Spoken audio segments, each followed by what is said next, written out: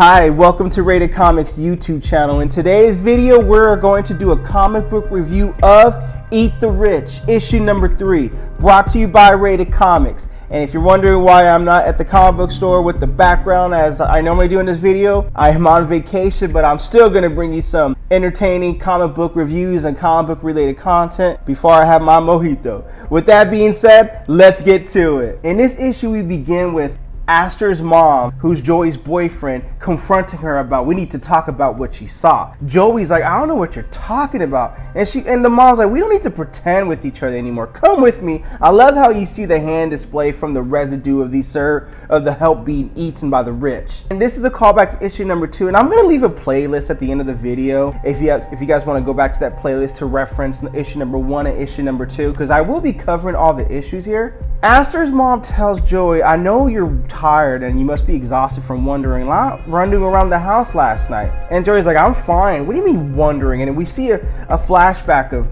Joey wandering around the house in issue number 2, and Aster's mom just looking at her from behind like, please Joey, just ask me anything. What's the worst I can do? Just lie to you? And then Joey's like, I just don't know how to articulate it. And she's like, and the mom is like, let me share something with you. And Joey's like, okay, only if you think it's my business. She's like, it is my business because I can tell my son is smitten with you. If you're gonna be a part of this family, you deserve to know what you're getting into.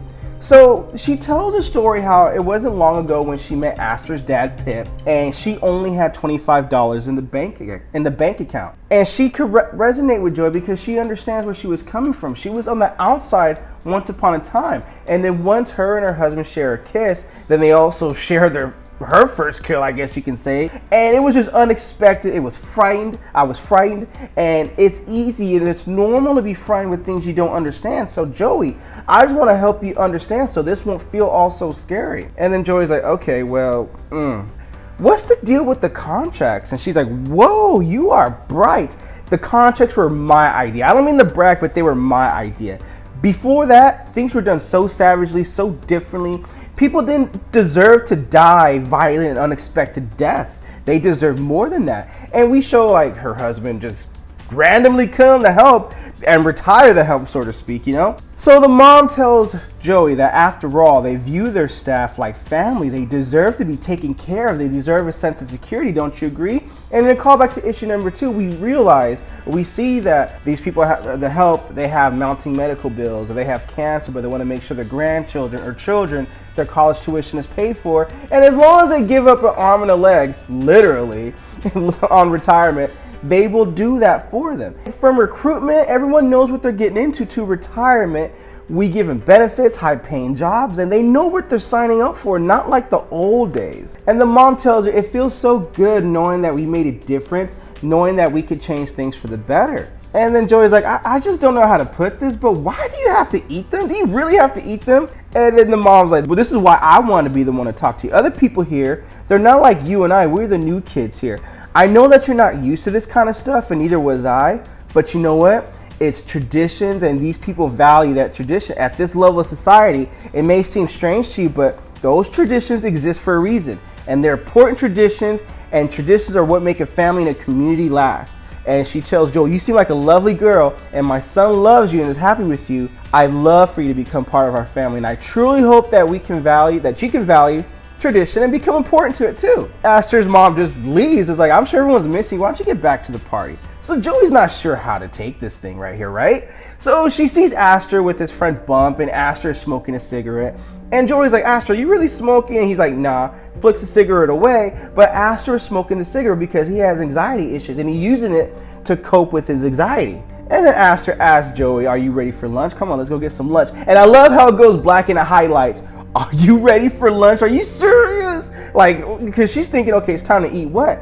Now she reflects on what his mom tells him. It's one of their traditions, and it's part of the whole family community. If I want to be a part of this world, and I want to be one of them, I can't say no. And if I want Aster's friends to like me, even if I really don't understand them, if I want them to love me, I have to do this, and I can never go back. And everyone's just eating this bloody, I would like to think it's ribeye, but given the context of his book, you have to assume it's not a delicious looking ribeye that they're eating there. And she realizes once she does this, she could never go back. Or she says it tasted okay. Her eyes go wide like, this is surprisingly yummy. Now we get into this 5 weeks later. She's buttoning up Aster, telling Aster's like, look, why you get me all like this? You're making me look like I'm running for Congress or something. And she's clearly establishing a friendship and a relationship with not only Aster's friend Bump, but with everyone in the community, and even Petal. Call back to issue number 1 and 2, playlist below, where she tells her side of the story, why she signed the contract and why she's agreed to be eaten upon her retirement. And it's like, it's cool, but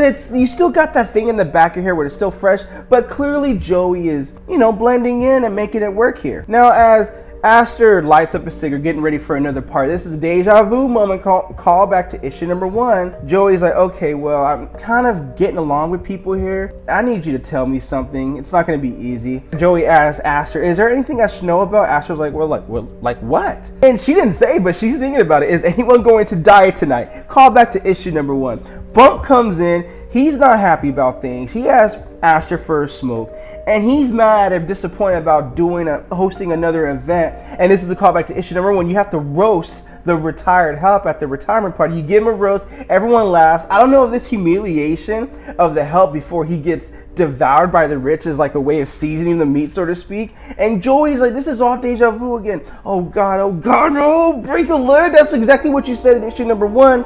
Before you guys literally start breaking some limbs, and she's going through all this moments in her feelings, like it's happening again. Joey tells Aster, can we get out of here, please, just for a minute? And he's like, okay, well, let's go out for a walk. I just need a minute, need some air. Aster's like, look, I'm actually glad we're getting a minute alone. Aster tells Joey there's something I've been wanting to ask, and he pops out a ring box, what we can assume is a very fancy carat ring, and gets ready to propose to her. But Pip, Aster's dad, tells him, look, I've been looking all over for you, and you're needed now. And he's bloody, and you can only imagine why he's bloody and what he needs to do. And Aster puts the ring back in his pocket. I'll catch you at the party later. And she's like, what were you gonna ask me? I'll just have to keep it and tell you later. So Aster's mom comes up behind her and tells her it gets easier. And I can just imagine how eerie and creepy that is. Now, I gotta leave a little meat on the bone, but I gotta say this is an awesome read, and it's very interesting, and it keeps your attention. I love how Joey thinks about her relationship with Aster and the life she wants before making an unexpected decision. Now, I don't know if when he pops that question, if she's gonna say yes. I'm sure that's gonna be revealed in later issues. But I'm sure that is a decision that will put her squarely into Aster's world and everything that comes with it, including a change that she probably didn't expect, if it hasn't happened already, because you can tell she's adjusting to it, but she still has her reservations, right? I think Eat the Rich issue number 3 is interesting and compelling story in this issue. The dialogue is great, and I enjoy the fact that all the cards are being put on the table. It allows the story to be about how deep down the rabbit hole Joey is willing to go and who she will become at the other side, and the moral choices that this character has to make. With that being said, Eat the Rich, issue number 3. What you guys think of the comic book? Comment below, let me know. And also, if you like the content we're throwing up, you know what to do. Don't be shy and don't be stingy. Here at Rated Comics, we do awesome comic book reviews, comic book related content with the occasional comic book giveaway. Thanks again for watching. Until next time.